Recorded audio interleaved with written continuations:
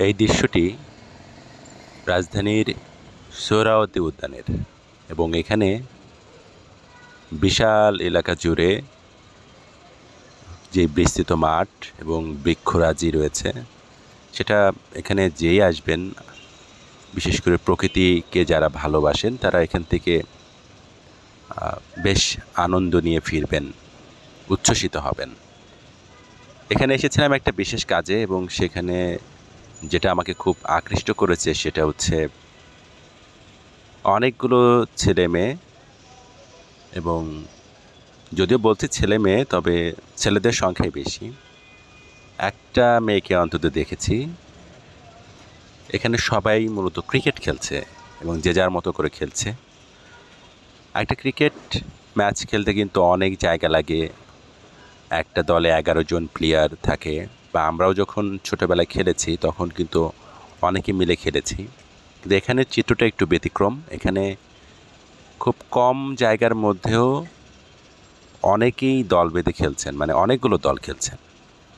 এটা হতে পারে যে এখানে যেহেতু শহর, ঢাকা শহরের মতো জায়গায় সবাই হয়তো সবার মতো করে আলাদা আলাদা করে বসবাস করছেন। গ্রামের যেই সখ্য সেই বিষয়টা হয়তো নেই, একে অন্যকে চেনারও বিষয় রয়ে থাকতে পারে। এই জন্য হয়তো প্রত্যেকে আলাদা আলাদা মতো খেলছেন। দেখুন কত কম জায়গা, তারপরও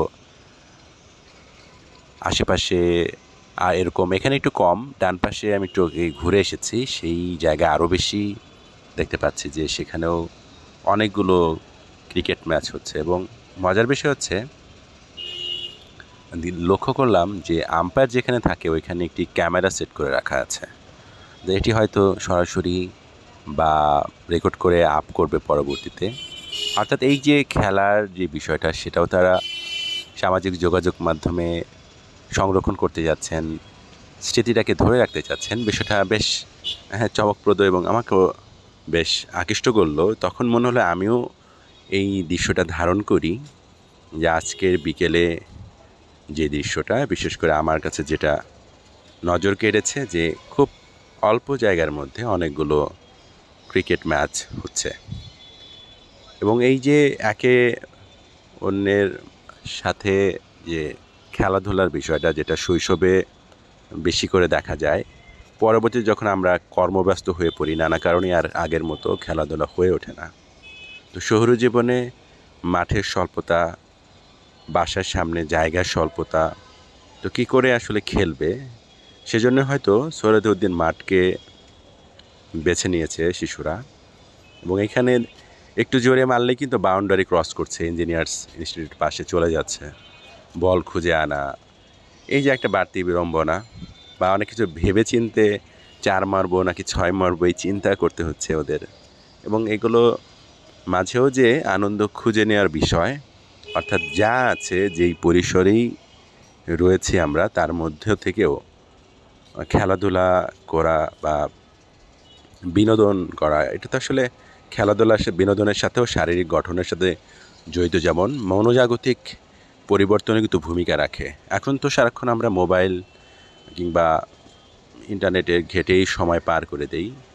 সেই জায়গায় এই ধরনের শারীরিক পরিশ্রম নির্ভর যেই খেলাধুলাগুলো রয়েছে সেটা মানসিক দেহ গঠনে হয় বেশ সহায়তা করে। তবে যদিও আমি দীর্ঘ সময় নিয়ে যে ক্রিকেট খেলা, প্রায় 4-5 দিন ধরে খেলে, 4 ঘন্টা করে 8 ঘন্টা করে খেলা প্রতিদিন, এই দীর্ঘ সময় নিয়ে ক্রিকেট খেলার পক্ষপাতী নই আমি।